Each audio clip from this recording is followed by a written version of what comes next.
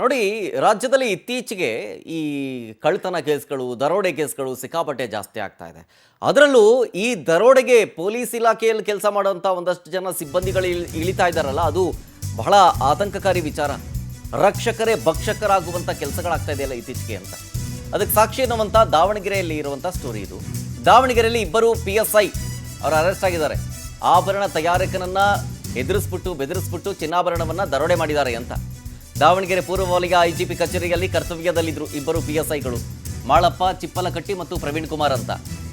ಆಭರಣ ತಯಾರಕ ವಿಶ್ವನಾಥನ್ ಅವರನ್ನ ಹೆದರಿಸಿ ಬೆದರಿಸಿ ಕಿತ್ಕೊಂಡು ಹೋಗಿರೋದು ಏನೇನನ್ನ, ಗಟ್ಟಿ ಚಿನ್ನ, ಉಂಗ್ರ, ಅದನ್ನ ಯಾವತ್ತು ಅಂತಾರೆ ನವೆಂಬರ್ 24ನೇ ತಾರೀಕು ರಾತ್ರಿ ದಾವಣಗೆರೆ ಬಸ್ ನಿಲ್ದಾಣದಲ್ಲಿ ವಿಶ್ವನಾಥ್ ಅವರು ಹೋಗ್ತಾ ಇದ್ರು. ಖಚಿತ ಮಾಹಿತಿ ಮೇರೆಗೆ ವಿಶ್ವನಾಥನ್ನ ಫಾಲೋ ಮಾಡ್ತಾರೆ ಇಬ್ಬರು PSIಗಳು. ಮಫ್ತಿಲ್ ಬಂದು ಕೊರಳಪಟ್ಟಿ ಹಿಡ್ಕೊಂಡು ಕೆಳಗಿಳಿಸಿ ಬೆದರಿಕೆ ಹಾಕ್ತಾರೆ. ಆಗ ವಿಶ್ವನಾಥ್ ಹೇಳ್ತಾರೆ, ನೀವು ಪೊಲೀಸ್ ಅಂತ ಹೆಂಗ್ ನಂಬ್ಲಿ ನಾನು ಅಂತ. ಆಗ ಸ್ಟೇಷನ್ ಕರ್ಕೊಂಡೋಗಿ ಚಿನ್ನದ ಗಟ್ಟಿ ಕೊಟ್ಟರೆ ಬಿಡ್ತೀನಿ ಅಂತ ಹೇಳಿರ್ತಾರೆ. ಇವರು ಪಾಪ ಕೊಡ್ತಾರೆ. ಎಷ್ಟು?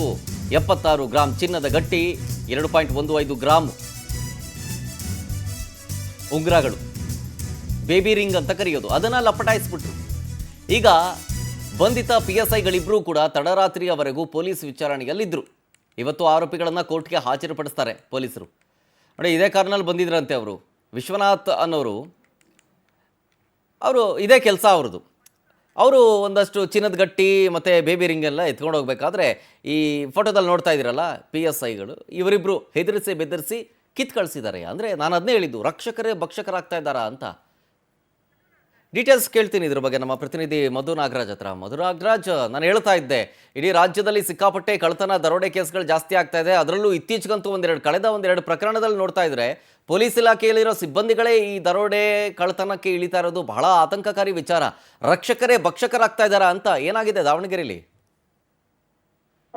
ಅದು ಶರತ್, ಪ್ರಮುಖವಾಗಿ ಈ ರಾಜ್ಯದಲ್ಲಿ ಇದು ಎರಡನೇ ಪ್ರಕರಣ ಅಂತ ಹೇಳ್ಬೋದು. ಅಂದ್ರೆ ಬೆಂಗಳೂರು ಅನಂತರದಲ್ಲಿ ದಾವಣಗೆರೆಯಲ್ಲಿ ಈ ರೀತಿಯಾದ ರಕ್ಷಕರೇ ಭಕ್ಷಕರಾಗದ ಒಂದು ಸ್ಟೋರಿ ಇರತಕ್ಕಂಥದ್ದು. ಏನು, ಆಭರಣ ತಯಾರಕನಿಗೆ ಬೆದರಿಸಿ ಒಂದು ಚಿನ್ನಾಭರಣ ಸುಮಾರು ಒಂದು 80 ಗ್ರಾಮ್ ಚಿನ್ನಾಭರಣವನ್ನ ಇಬ್ಬರು PSIಗಳು ಒಂದು ದರೋಡೆ ಮಾಡಿರ್ತಕ್ಕಂಥದ್ದು. ಅಂದ್ರೆ ಆ ದರೋಡೆ ಕಳ್ತನ ಆದ್ರೆ ಪೊಲೀಸರು ರಕ್ಷಕರಾಗಬೇಕಿತ್ತು, ಆದ್ರೆ ಇವರೇ ದರೋಡೆಗೆ ಇಳಿದಿದ್ದು ನಿಜಕ್ಕೂ ಕೂಡ ಒಂದು ಆತಂಕಕಾರಿ ಬೆಳವಣಿಗೆ ಅಂದ್ರೆ ತಪ್ಪಾಲಿಕ್ಕಿಲ್ಲ.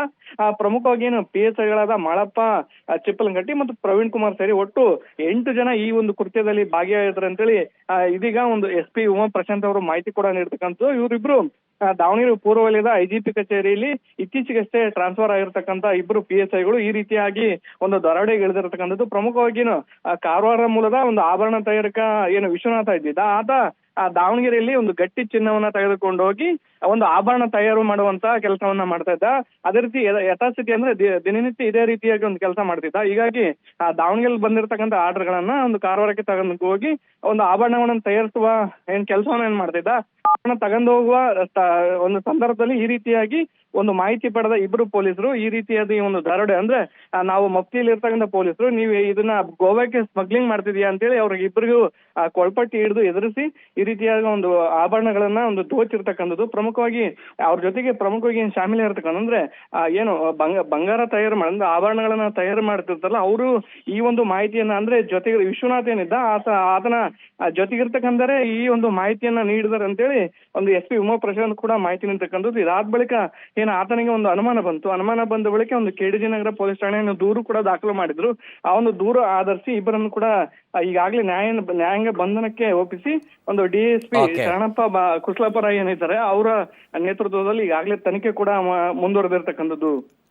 Thank you Madhu ಡೀಟೇಲ್ಸ್ಗಾಗಿ.